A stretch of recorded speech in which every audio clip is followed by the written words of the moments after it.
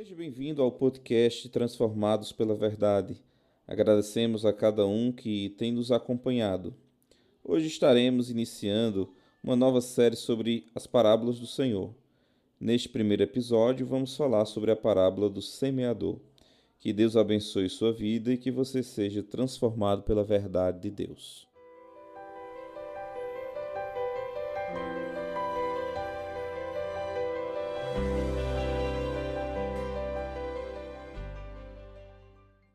Hoje vamos dar início a uma nova série de estudos. Terminamos a carta de 1 Tessalonicenses e hoje vamos começar a estudar as parábolas de Jesus Cristo. Gostaria que os amados abrissem suas Bíblias em Lucas, capítulo 8. Muitos dizem que Cristo só falava por parábolas, né? Marcos fala isso, mas é importante a gente entender em que momento do ministério de Cristo ele começou a falar por parábolas. Alguns até defendem que os ensinos eles devem ser por meio de narrativas, né? Baseado nisso. Só que não foi assim no ministério de Cristo. O ministério de Cristo, maior parte do ministério, quase os 2 primeiros anos todos, foram através de ensinos diretivos, objetivos e não simplesmente narrativas. Sermão do Monte e outros ensinos de Cristo demonstram isso. Mas hoje vamos ver o início das parábolas do Senhor Jesus Cristo e eu gostaria que os irmãos atentassem a esses estudos, né? Hoje vamos trabalhar a primeira parábola, a parábola do semeador, como ele intitulou, ou poderíamos chamar também a parábola dos solos. Eu queria que você prestasse bastante atenção e que falasse ao Senhor nesse instante: fala ao meu coração, Senhor, para que eu possa compreender e Teu Espírito venha aplicar ao meu coração as verdades da palavra de Deus. Vamos orar. Senhor, te rogamos por Tua misericórdia, Tua graça, te suplicamos que Teu Espírito fale ao nosso coração, que o nosso coração esteja preparado para receber a Tua palavra, para frutificar. Nos ajuda. Em nome de Jesus, amém. Irmãos, o início das parábolas são um marco no ministério de Cristo. Mais da metade do ministério de Cristo ele fazia exortações diretas para as pessoas. No final do 2º ano do ministério de Cristo ele começa a utilizar parábolas, né? E desde então, daquela parte até a sua partida, a maior parte eram parábolas. Os fariseus afirmavam, irmão, se você for até o capítulo 12 de Mateus, os fariseus afirmavam que as provas incontestáveis que Cristo fazia pelo poder do Espírito Santo eram realizadas por quem? Por Satanás. Com isso, eles selaram o destino deles. Eles, de maneira obstinada, tinham fechado os olhos e os ouvidos para a verdade por muito tempo, durante 2 anos praticamente, com provas incontestáveis. Eles chegam para Cristo e dizem: tu expulsa demônios com o poder de Beelzebu, né? Ou seja, a blasfêmia contra o Espírito Santo, né? Seria o pecado sem perdão, que era não reconhecer a Jesus Cristo. O Espírito Santo estava dando provas cabais que Cristo era o enviado de Deus e os fariseus estavam fazendo o quê? Recusando. E nesse contexto, Cristo inicia as parábolas. É nesse contexto, né? Quando existe uma rejeição do testemunho da verdade mais poderoso possível e eles deram preferência à mentira. E a partir desse momento, apenas aqueles que estavam dispostos a ouvir fielmente entenderiam a mensagem, e por isso ele começou a falar em parábolas. Em Marcos 4, 33 a 34, vai demonstrar o início desse momento marcante do ministério de Cristo. Marcos 4, 33 a 34 diz o seguinte: e com muitas parábolas tais lhes dirigia a palavra, segundo o que podiam compreender. E sem parábolas nunca lhes falava, porém tudo declarava em particular aos seus discípulos. Ou seja, a partir daquele momento de rejeição contra a irrefutável comprovação de que Cristo era o Filho de Deus, Jesus Cristo começa a falar em parábolas. Só que, em particular, ele explicava àqueles que queriam aprender, aos seus discípulos, né? Mas eu vou fazer uma pergunta aos irmãos. O que é uma parábola? Parábola quer dizer lançar ao lado. Literalmente significa colocar de lado. Seria uma comparação entre duas coisas que têm alguma semelhança, né? Uma sendo bem conhecida.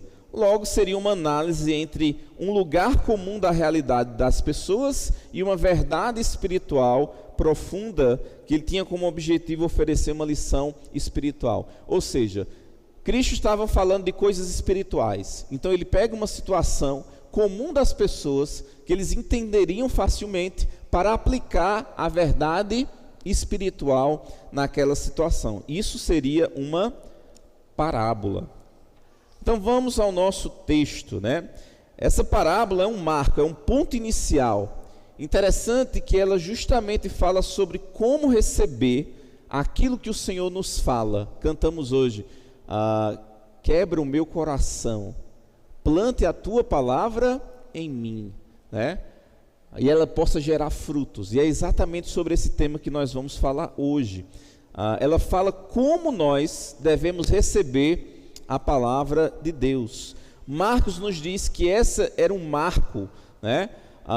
Em 4:13, Marcos capítulo 4, versículo 13, ele diz o seguinte, depois de falar essa parábola lá no texto de Marcos: e disse-lhes, não percebeis esta parábola?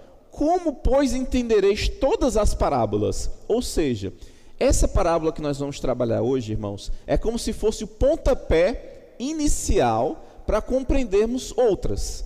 É como nós recebemos a palavra de Deus. Se nós não recebermos a palavra de Deus de forma adequada, do modo correto, se nós não compreendermos isso, imagine outras coisas que virão. Então esse é o ponto inicial. Como recebemos a palavra de Deus? E existe, irmãos, um grande alerta em como recebemos a palavra.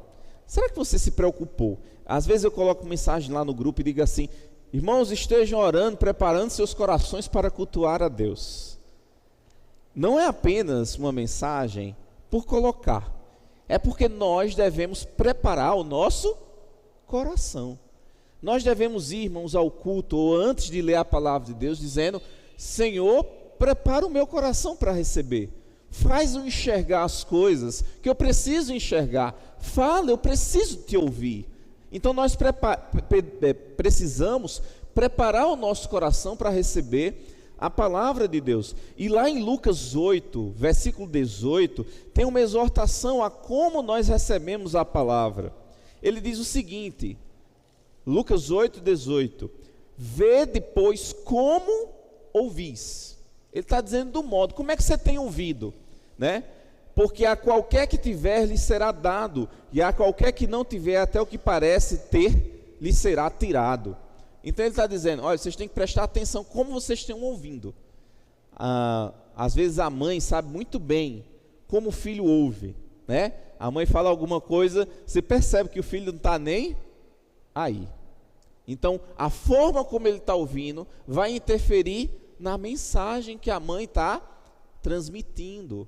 E vai refletir no efeito. Se ele está no mundo da lua enquanto ouve a mãe, normalmente aquela ação que a mãe ou o pai está solicitando não vai acontecer. Assim também é a palavra de Deus. Se a palavra de Deus ela chega e nós não temos a forma de ouvir correta, ela não vai produzir o efeito que se esperava. Então, Cristo ele alenca aqui 4 tipos de solos, que seriam 4 tipos de corações, que seriam 4 tipos de formas de receber a palavra de Deus. E eu fico orando a Deus que nós possamos compreender hoje à noite, se nós nos encaixamos em um desses 4 corações, né? O texto em si está falando sobre o ato de receber o evangelho, a conversão, a crença para ser salvo. Mas podemos também aplicar à igreja, como temos recebido a mensagem de Deus, né? Então, vamos ver a parábola. Versículo 4 em diante, Lucas 8, versículo 4 em diante, vamos acompanhar. E ajuntando-se uma grande multidão e vindo de todas as cidades ter com ele, disse por parábola: um semeador saiu a semear. Estou usando a trinitariana, Marcos. Um semeador saiu a semear a sua semente. E quando semeava, caiu alguma junto do caminho, e foi pisada, e as aves do céu a comeram. Outra caiu sobre pedra, e nascida secou-se, pois que não tinha umidade. Outra caiu entre espinhos, e crescendo com ela os espinhos a sufocaram. Outra caiu em boa terra, e nascida produziu fruto a 100 por 1. Dizendo ele estas coisas, clamava: quem tem ouvidos para ouvir, ouça. Quem está apto a compreender, ouça, compreenda, né? Agora é importante a gente perceber, irmãos, que ele não descreve o semeador e nem a semente. Aqui, se existe diferença. Depois ele vai explicar o que é semente.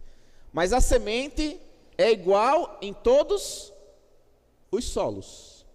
E o semeador é o mesmo em todos os solos. A grande diferença do resultado está aonde? No solo. A palavra pregada, ela vai para todos. Mas alguns dizem: vixe, que coisa chata. Já outros dizem: como Deus falou ao meu coração. Qual é a grande diferença do efeito da palavra de Deus? O coração de quem recebe. E é por isso que nós temos que ter atenção, porque talvez o nosso coração não seja como deveria ser. O solo batido é o primeiro. Ele se refere às trilhas que as pessoas andavam e que separavam os campos. Normalmente as pessoas passavam, já ouviram falar caminho de roça, né? As pessoas andavam e à medida que andava, esse chão ia ficando duro. Lá em Dona Bezinha, lá no Cariri, ela tem o terreiro na frente. Nenhuma planta nasce. Por quê? Porque é um solo duro, né? Ela varre o terreiro, só para você ter ideia, ela varre o chão de terra e fica varrido e sai a poeira, né? Porque o chão é batido, é duro. Ela joga comida para as galinhas e as galinhas vão lá e comem a semente, né? Então, nenhuma planta frutifica ali. Por quê? Porque é um chão batido. Então, as pessoas andavam entre os campos de plantação e o chão ficava duro naquele momento. Esse é o chão, o solo batido. Se refere às trilhas que as pessoas andavam e que separavam os campos. Obviamente não eram arados, porque era a passagem das pessoas. E quando o semeador lançava as sementes, algumas caíam naquele caminho. As sementes não tinham nenhuma esperança de penetrar no solo, pois era duro, como o terreiro de Dona Bezinha. Mas o que? Os pássaros faziam a festa, porque a semente estava ali e os pássaros são rápidos, né? Eles veem, vão logo lá e comem. Esse é o primeiro solo.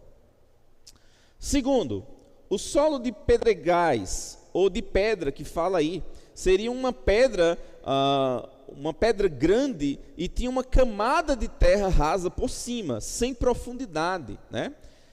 Por não ter profundidade, ela rapidamente nasce, mas por ser raso, não teria uma raiz profunda, nem conseguiria manter a terra úmida, e assim logo morreria sem frutificar. Por exemplo, você planta, tem uma camada de terra acima da pedra, só que essa camada é pouca. Então, quando chove, umedece aquela terra, uma planta facilmente cresce ali, rápido, mas quando vem o sol, e na Palestina era um local muito árido, o que é que fazia com ela? Secava a terra e a planta morria. Por quê? Porque a raiz não tinha de onde puxar água. Esse é o segundo tipo de solo. O terceiro era o solo entre os espinhos. Embora fosse arado, raízes densas e sementes minúsculas das ervas daninhas sugam os nutrientes e a umidade do solo, bloqueiam a luz do sol e assim sufocam qualquer coisa benéfica que pudesse crescer no solo. Irmãos, quando tem muito mato, ela acaba sugando os nutrientes, acaba sufocando. E aqui a palavra para espinhos é aquela que dá origem à palavra da coroa de Cristo.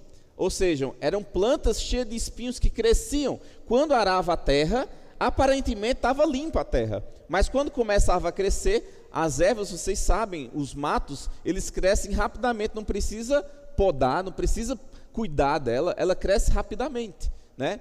E elas cresciam e sufocavam aquilo que era plantado. Esse é o terceiro solo. E o quarto solo era o solo fértil. Tratava-se de um solo que tinha profundidade, as sementes penetravam no solo, ficavam longe dos pássaros, a terra era limpa, longe de ervas daninhas, o solo tinha profundidade para a raiz se fortalecer, crescer. Obviamente, ela vai fazer o quê? Produzir frutos.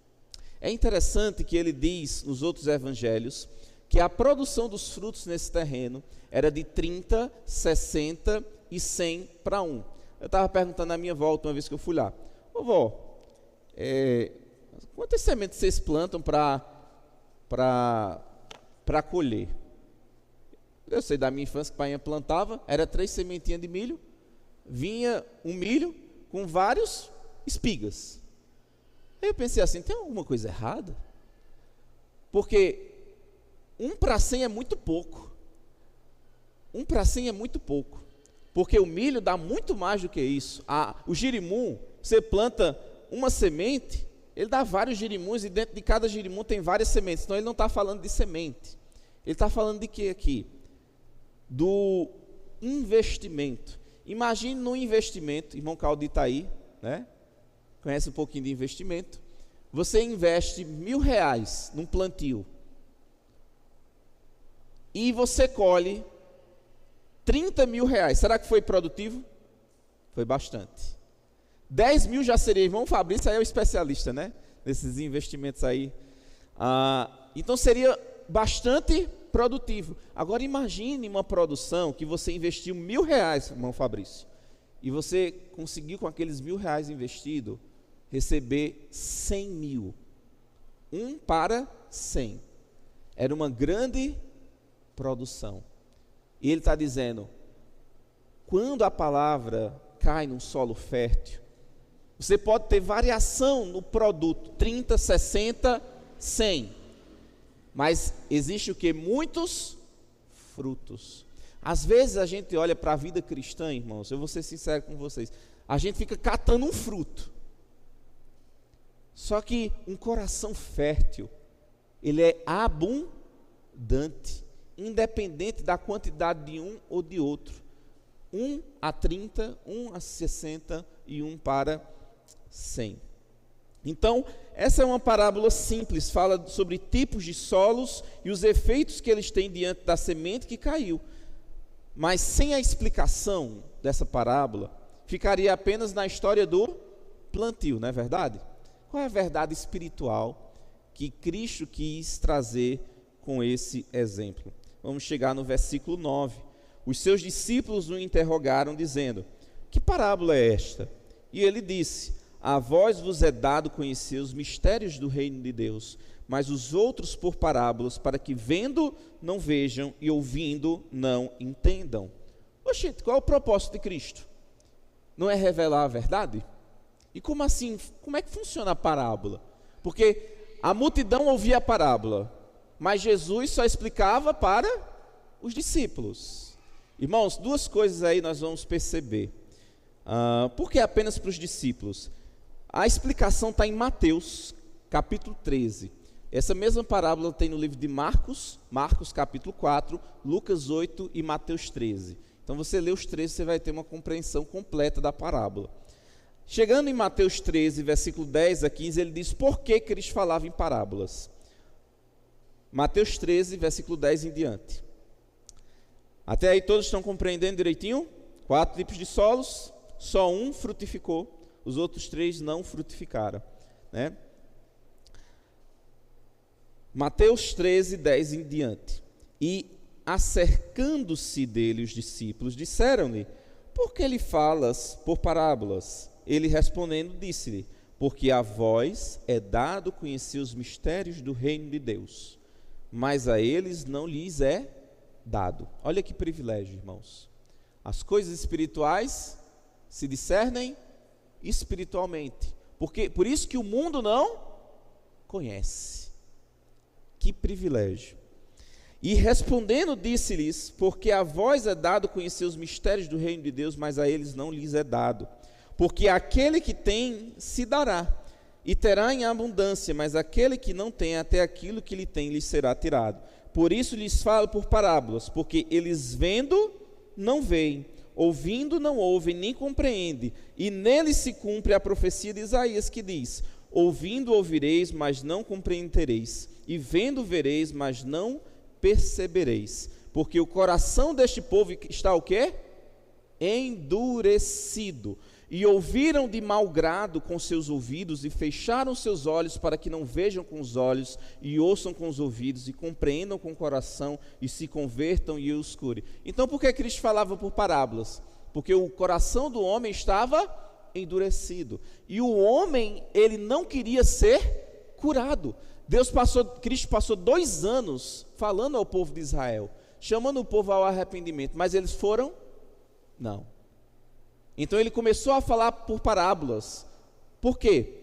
Além de cumprir uma profecia, uma coisa que eu estava falando na quarta-feira passada. Irmãos, quanto mais nós sabemos, mais somos responsáveis. E a Bíblia deixa claro sobre níveis de punição. Uma pessoa que muito é dado, muito será cobrado. Se com muitos açoites, se sabia a vontade de Deus e assim não fez, ou com poucos açoites, não sabendo e mesmo assim fazendo o que é errado. Então, era um ato de misericórdia de Deus também falar em parábolas, pois eles já estavam rejeitando a verdade. E quanto mais Cristo falasse, explicasse a eles, maior seria a sua condenação. Olha só, irmãos, que interessante, né? Então, a realidade espiritual, irmãos, são para pessoas espirituais. Uma pessoa que não tem o Espírito Santo de Deus, jamais vai amar estudar a palavra de Deus. Uma pessoa que não conhece a vontade de Deus vai se sentir incomodada numa igreja que fala a palavra de Deus. As pessoas hoje querem o quê? Entretenimento. E eu acho que hoje cada vez é mais difícil manter uma igreja de maneira bíblica. Hoje é todo mundo com o ego afagado, ninguém mais fala sobre pecado, ninguém mais fala sobre mudança de vida. Hoje é tudo sobre seus sonhos. Se Deus lhe deu um sonho para você ver, é porque Deus vai lhe dar. Foi a última, né? Não sei se os irmãos acompanharam. Mas se Deus deixou você ver, se Deus deixou você tocar, é porque Ele vai lhe dar muito mais, né? Uma distorção da palavra de Deus. Então, irmãos, as parábolas para a multidão, tanto era para cumprir profecia, tanto era por causa da rejeição, mas também um ato de misericórdia de Jesus Cristo sobre nível de punição. E aqui diz: ouviram de mau grado com seus ouvidos e fecharam os olhos, para que não vejam com os olhos e ouçam com os ouvidos. Irmãos, deixa eu falar uma coisa para vocês. A palavra de Deus, quando vai de encontro à sua vida, o que é que você faz com ela? Ouviu de mau grado, fechou os ouvidos, tampou os ouvidos, fechou os olhos, para que você não pudesse ser transformado por ela. Olha como essa parábola é real. Será que você se interessa? Não compreende isso, eu quero compreender. Você é que nem a multidão que ouvia as palavras do Senhor, mas não buscava conhecer a explicação, né? Então aqui nós temos a explicação porque Cristo falava em parábolas. Agora nós temos a explicação da parábola. E aí eu quero chegar com os irmãos no versículo 11 de Lucas 8.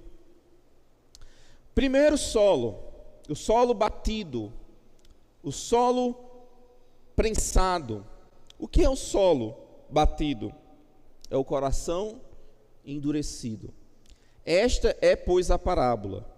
A semente é a palavra de Deus. Lembrem, a semente, a palavra de Deus, foi para 4 diferentes tipos de solos. A semente é a mesma. O semeador é o mesmo. Mas o resultado foi determinado por causa do coração ou do solo que recebeu a semente. E é por isso que nós devemos o quê? Sobre tudo que se deve guardar, guarda o teu coração, porque dele procede as saídas da vida.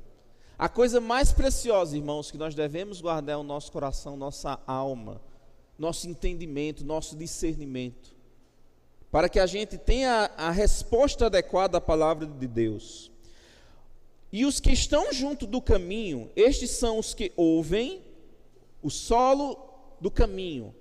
Quem são essas pessoas? São aqueles que ouvem, depois vem o diabo e tira-lhes do coração a palavra, para que não se salvem crendo.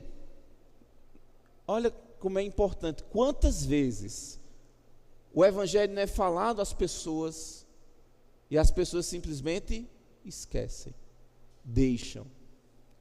O diabo vem e tira, porque a gente não guardou no coração. Isso aqui ele está falando diretamente para o incrédulo. Mas quantas vezes nós, como crentes que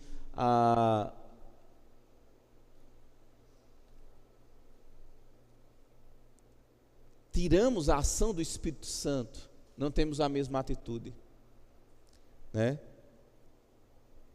Percebam que a palavra não consegue penetrar. A verdade do Senhor é retirada por Satanás. O Antigo Testamento chama pessoas de coração duro como pessoas obstinadas. O que é uma pessoa obstinada? Uma pessoa que não muda, chamada cabeça dura. Já ouviu uma pessoa cabeça dura? Que está no erro e continua no erro. Esse é o primeiro solo. Estevão, na sua morte e no seu sermão, em Atos 7, 51, Atos capítulo 7, versículo 51, ele diz o que do povo de Israel? Homens de dura cerviz, homens duros de coração, incircuncisos de coração e ouvido, vós sempre resistis ao Espírito Santo, assim vós sois como vossos pais. Qual é a missão do Espírito Santo, irmãos? Convencer o homem do pecado, da justiça e do juízo. O que é que um coração duro faz? Ele cria argumentos para rejeitar o convencimento do Espírito Santo. Por quê?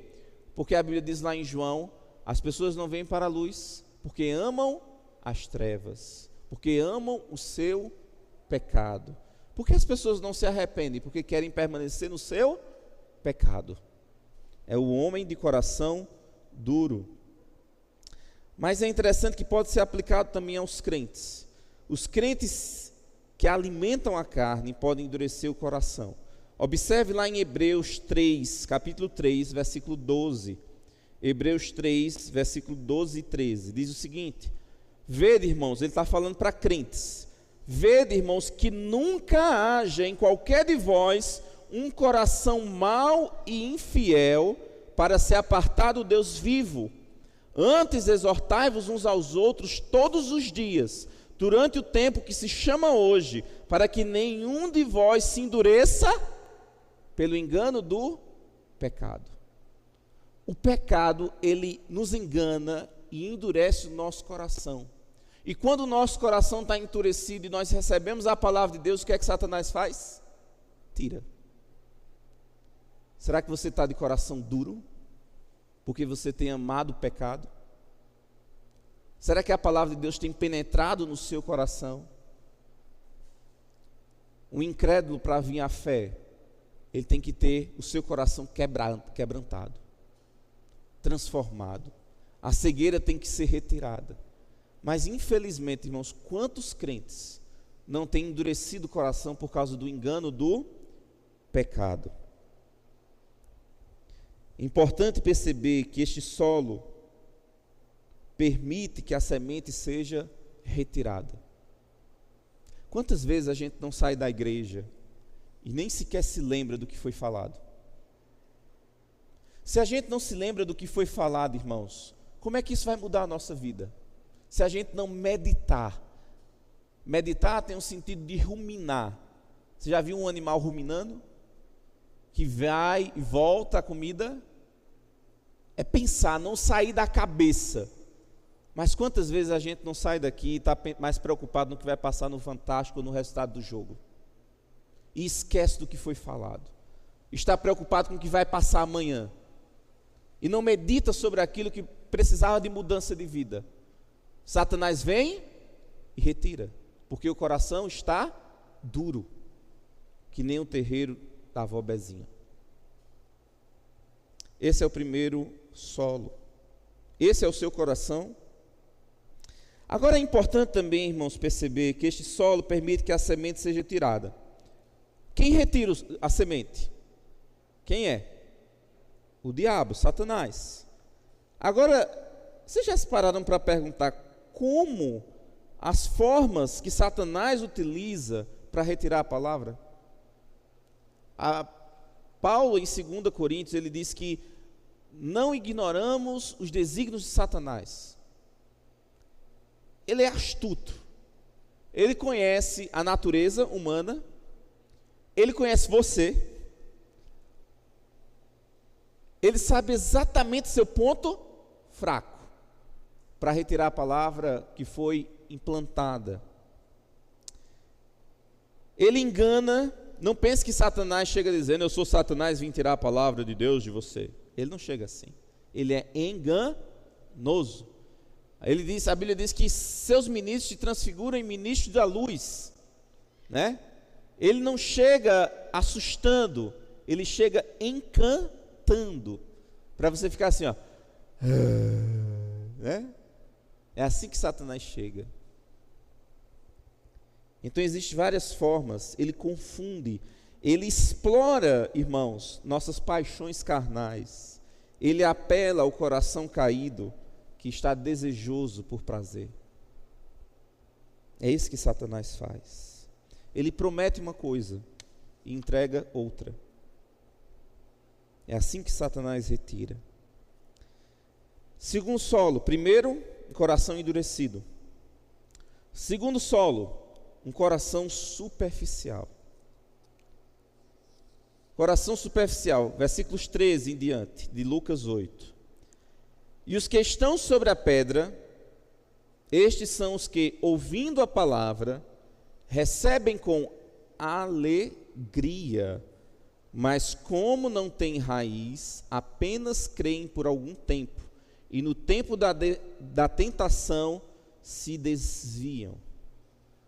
Qual é o segundo coração? Um coração superficial, que está empolgado, que é emotivo, mas que não tem raiz. Quantos dos irmãos podem se lembrar de pessoas que passaram pela igreja e não estão mais na igreja? Eles creem apenas por um tempo. Quer dizer que eles deixaram de ser crentes? Não, eles nunca foram crentes. Eu não estou dizendo de pessoas que saem de uma igreja para ir outra igreja, não estou falando disso. Estou falando de pessoas que apostataram da fé, que deixaram os caminhos do Senhor e foram para o mundo. Aqui o texto diz que creram por algum tempo, e no tempo da provação ou tentação se desviam. Eles creem por algum tempo. Eram salvos? Não, nunca foram. Hebreus 13, 14 diz: porque se nos tornamos participantes de Cristo, Hebreus 3, 14, se retivermos firmemente o princípio da nossa confiança até o fim. A característica de alguém que pertence ao Senhor, irmãos, não é que ele faz boas obras, é que ele mantém a sua confissão, a sua fé até o fim. Agora é interessante que ele diz o seguinte: essas pessoas, eles receberam a palavra com alegria. Essas pessoas possivelmente andaram no meio de nós, Essas pessoas muitas vezes demonstraram até frutos que a gente dizia, não tem como fulano não ser crente. Mas quando veio a tentação, e aí o símbolo da tentação é o sol, não havia o quê? Profundidade para a raiz, para sustentar a sua fé. Era uma falsa conversão, era superficial. Quantas pessoas não demonstraram alegria e talvez depois voltaram para o catolicismo? Já viram essa? Gente no meio de igreja batista, sair de uma igreja batista e ir para a igreja católica.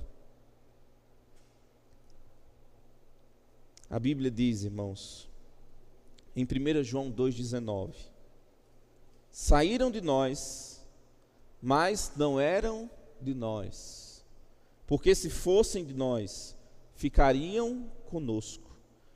Mas isto é para que se manifeste que não são todos de nós. Eu tenho muito receio que pessoas que estejam aqui hoje não sejam de nós, não pertençam ao Senhor, que muitas vezes se empolgam, mas não têm raiz, não chega a frutificar frutos dignos do arrependimento. Eu tenho medo que você que está aqui nessa noite, talvez seja você que eu esteja falando. Eu não sei, só Deus e você sabe.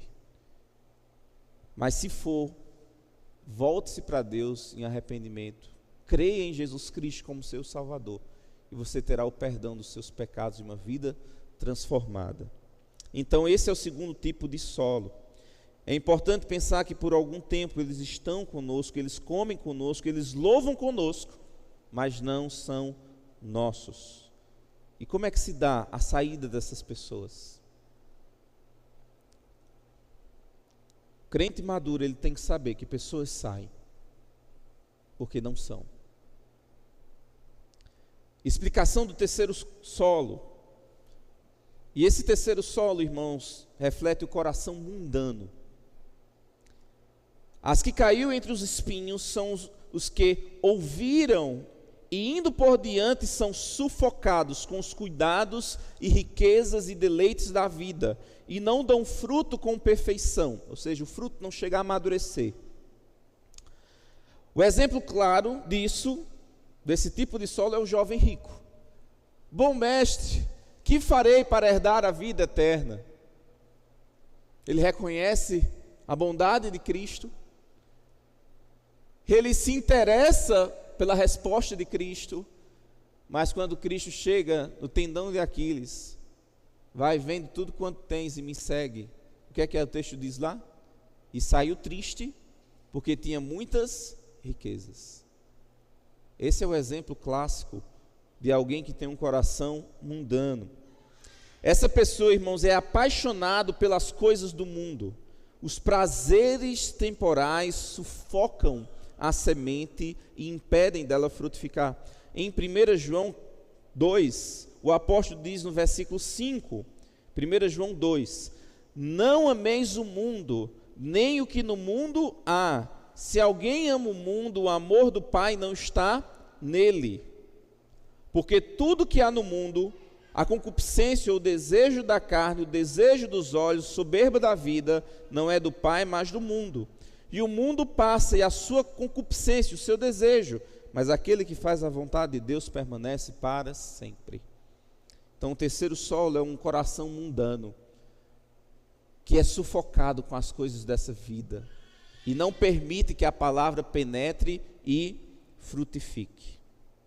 Mas tem um quarto solo, e o quarto solo fala do coração preparado, o coração pronto para receber a palavra. E ele diz no versículo 15 de Lucas 8, e a que caiu em boa terra, esses são os que, ouvindo a palavra, guardam ou conservam. Ou seja, os outros três não guardaram a palavra. Num coração honesto e bom, e dão fruto com perseverança. Existe uma grande diferença desse solo, irmãos, para os demais. A presença de frutos. Independente da quantidade de fruto, o que caracteriza um salvo é a presença de fruto. João Batista, em Mateus 3,8, ele diz o seguinte: produzi, pois, frutos dignos de arrependimento. O que isso quer dizer? Que se de fato eu me arrependi dos meus pecados, isso vai gerar o quê? Fruto. Apóstolo Paulo dizia: aquele que crê não será confundido. Porque com o coração se crê e com a boca se faz confissão. Então, o que caracteriza a vida de alguém redimido, arrependido, é fruto, é uma mudança de vida. Não tem como você dizer: eu me arrependi dos meus pecados e continuo a viver do mesmo jeito. Vai ter fruto, independente da quantidade, 30, 60, 100 por um, vai ter fruto digno do arrependimento. Tem crente que vive na igreja ano após ano, não tem um fruto. Isso é o quê? É bode vestido de ovelha, que não suporta a palavra de Deus. É dever, irmãos, de todo crente pedir auxílio de Deus para receber a palavra. Em Tiago 1, 21 e 22 diz: por isso, rejeitando toda imundícia e superfluidade de malícia, como devemos receber a palavra? Recebei com mansidão a palavra em vós enxertada, colocada, inserida, a qual pode salvar as vossas almas. E sede cumpridores da palavra, e não somente ouvintes, enganando-vos a vós mesmos. Na igreja contemporânea, o que mais se tem é religiosidade. Igreja contemporânea, estou falando da igreja atual, estou falando da local. Se você olhar, é praticamente uma vida religiosa. Eles não batalham espiritualmente, eles não lutam contra o velho homem, eles não lutam contra os desejos pecaminosos, eles têm um rito religioso. Eles não oram, eles não estudam, eles não querem conhecer a Deus e nem se encontrar com o Senhor. Eles não almejam se encontrar com o Senhor, mas eles têm um rito religioso. Essas pessoas não são salvas. Mas é interessante, irmãos, que essa verdade que é revelada aos discípulos, aos espirituais, ela não deve ser contida, mas ela deveria ser espalhada. A verdade que eles aprenderam deveria ser divulgada. Notem que Cristo, ele não estava escondendo a verdade, mas ele estava explicando a verdade espiritual para quem tinha interesse. Por que você muitas vezes não cresce espiritualmente? Porque você não tem interesse. Quando deviam ser mestres, ainda sois meninos. Não tem interesse. Olha o que diz o versículo 16 e 17. Ainda falando sobre esse texto. Ninguém acende uma candeia. A candeia não tinha energia elétrica, era a forma de iluminar. Ele diz: ninguém acendendo uma candeia a cobre com algum vaso, esconde aquela verdade, ou põe debaixo da cama escondido, mas põe aonde? No velador, na parte mais alta da casa, para que os que entram vejam a luz. Porque não há coisa oculta que não haja de se manifestar, nem escondida que não haja de saber-se e vir à luz. O que é que ele está dizendo? Aquilo que vocês aprenderam aqui, passem adiante. Acho que às vezes a gente esquece dessa parte da parábola, né?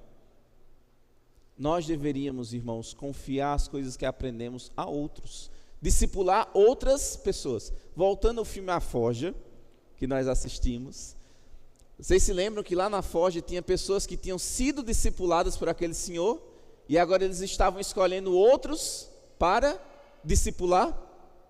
Assim deveria ser a gente. Nós aprendemos uma verdade, deveríamos o quê? Ensinar essa verdade a outras pessoas. Apóstolo Paulo diz isso em 2 Timóteo 2,2. 2 Timóteo 2,2, Paulo diz a Timóteo: e o que de mim, entre muitas testemunhas ouviste, confia-o a homens fiéis, que sejam idôneos para também ensinar a outros. Então Jesus Cristo, para quem tinha interesse, ele explicou. E ele diz: passem isso adiante. Da mesma forma, nós não jogamos pérolas aos porcos. Ontem eu estava falando para os jovens ali, falando sobre santidade. Olha, se vocês quiserem viver em santidade, eu estou aqui para ajudar vocês. Eu estou aqui para aconselhar vocês. Eu estou aqui para orientar vocês. Eu estou aqui para vocês se abrirem. Agora, se for para andar em santidade, se não for, não me chame. Porque é assim que tem que ser, irmãos. A gente não deve jogar pérolas aos porcos. E no final ele dá um alerta, versículo 18. Vê depois como ouvis. 4 solos. Um solo batido, coração duro. Um solo superficial, totalmente emotivo, sem raiz. Um solo espinhoso, preocupado com as coisas desse mundo. Como vocês tinham ouvido a palavra de Deus? Desse modo, ou com um solo fértil, que frutifica a palavra de Deus? Vede, pois, como ouvis, porque a qualquer que tiver lhe será dado, ou seja, se você tem ouvido a palavra com um coração receptivo, recebendo com mansidão a palavra de Deus. Encerramos 1 Tessalonicenses e vimos lá que era uma igreja modelo. Mas por que era uma igreja modelo? Porque a forma que eles receberam a palavra de Deus era como? Vocês se lembram lá o que dizia o texto? Não como vinda de homens, mas como vinda de Deus. Então ele está dizendo, vê depois como ouvis, porque a qualquer que tiver lhe será dado. Quanto mais nós recebemos a palavra de Deus, quanto mais amamos a palavra de Deus, mais Deus vai mostrar. Mas aqueles, e aí vamos para os 3 primeiros solos, mas a qualquer que não tiver o solo preparado, até o que pensa que tem, lhe será tirado. Olha só, irmãos, até o que pensa que tem. O que é que Cristo tirou? Os fariseus achavam que sabiam de tudo, mas eles não sabiam de nada.